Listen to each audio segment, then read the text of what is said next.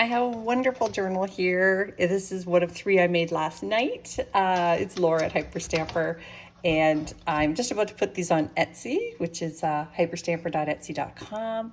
So I wanted to show you first because I can only do 15-second videos on Etsy, but I can show you all the history of all the pages because I get quite excited about it. This is another one I did last night, the bluebird feather. Oh, sorry, the blue. Good Lord, Laura, blue jay feather, and that's the other one there. So this one I'm going to feature in this video. I made some flowers here out of vintage sewing pattern tissue and just added some trim. This is vintage lace back here and a little bit of vintage cotton up here. And this is from the Columbia Viking Desk Encyclopedia, and that is an 80-year-old book. And let me just show you how wonderful this journal is. I left the original pages in as I always do if they're salvageable. This one was just some fun trim up here that's not vintage, just fun. And it kind of matched the colors of the book cover. Just some lovely vintage bird images here from a vintage bird book. And look how wonderful this is. This is a very old interior spine where the signatures were glued. And I love to reuse these, and it's on a Venetian Renaissance page from 1937. This is a business postcard. These would have, if they were local, been delivered overnight. It's their way of texting back in the day from 1927. But I just think it's wonderful. It was hand typed on an old typewriter. I love it. So we have that little treasure there. And another one of these wonderful images here. Look at this hilarious 3 blind mice. See how they ran from a children's book from the 30s. Another one of these. Look at this beautiful image from 1937 from the Renaissance volume of the University of Knowledge. Oh, wow. It's just gorgeous. A 1920s music sheet that somebody has written a date on, probably their lesson date. Another beautiful bird image. I was gifted, I'm going to show them in a separate video, by my wonderful niece, a set of antique children's stamps. It was a stamp play kit. And some of them actually still would take ink and work. So I just did that on there because I was testing them out. And then I thought, I like it. I like it a lot. Wonderful advertisements here from a 1920s clipping that I had. Another 1950s bingo card. Fun to get those colorful ones. And a little flip up here for you to journal in, a little hidden spot there, some vintage stamps, some vintage, that's a Danish actually image there from a Danish book from the 20s. And another wonderful women's magazine needlework page there. Love them. A American Garden from the 50s page, 1930s Monopoly money, which I love. And there's a pretty little pattern here and vintage pattern tissue down here.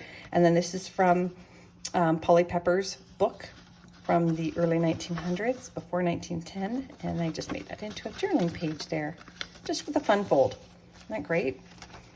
And 1929, I believe this one still is, journaling, ledger journal, counting ledger. And look at this sweet. It's been overexposed, but it is from the 1920s, and I just love the outfit. When you see it in person, you can see it much better, but I just love fashions from days gone by.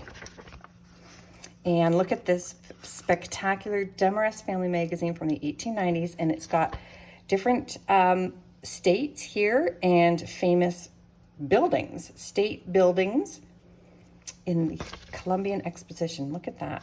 Isn't that fabulous? I love it. I'm actually surprised I parted with that. I probably didn't even realize it last night. I was so tired, but it's in there now. Sometimes you just have to let go, Laura. Collected dog stories page, really sweet image there. As always, a vintage postcard. I put them in almost all of my journals. And this one is from the 30s. Isn't that great? That's our university here in Toronto, which is not too far from where I live. And this is from a Victoriana furniture magazine, and this piece is on silver. How gorgeous is that? It is really gorgeous, Laura. Yes, I know. Tatting As you can see, it's been in a few of the journals this week, but I found a book on tatting, so I used all the pages in my journals, but I just think it's sweet. I love tatting so much. A blank journal page there from the 20s for you to journal on, and a journaling tag. It's all about journaling. Another pattern here from a sewing book. This came from the back of a business textbook memorandum, so you could write your own notes. So I thought that was perfect. So that is not a replica. That's the real McCoy. And look at this sweet page out of How to Be a Glamorous Hostess book that I have. Special occasions tables. Not in my house, I'm afraid. To me, it's yeah, first come, first serve. Okay, more beautiful tatting here. A little bird image I hand stamped. Lots of images in here actually. And this is from the early 1900s, the Little Colonel, one of the first journals I ever made, for sale on Etsy. A little piece of vintage doily here, and just another little booklet here that I made using scraps. Fun. And one of these wonderful watch guards dials. And if you want the history on what those are, if they're not easy to find out about, I can let you know. Just send me a message.